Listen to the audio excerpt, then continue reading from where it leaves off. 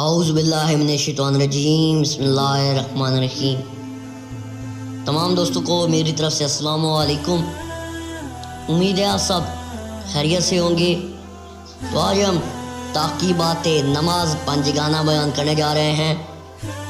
रसूल अकरम सल्लल्लाहु अलैहि वसल्लम ने जनाब सैयदा फ़ातिमतुल ज़हरा सलाम अलैहा से फरमाया कि जब तुम बिस्तर पर जाओ तो ये तस्बीह पढ़ा करो और सो जाया करो।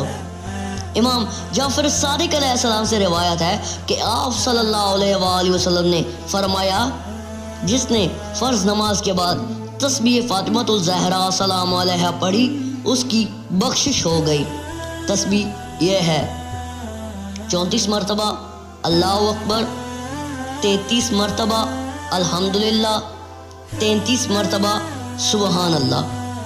उम्मीद है आप इस मैसेज को ज़रूर शेयर करेंगे। और आखिर पर यह दुआ है कि अल्लाह रब्बुल इज़्ज़त हम सबको नबी करीम सल्लल्लाहु अलैहि वसल्लम और आप सल्लल्लाहु अलैहि वसल्लम की पाक आल के बताए हुए तरीक़ों के मुताबिक ज़िंदगी बसर करने की तौफ़ीक़ अता फ़रमाए। आमीन।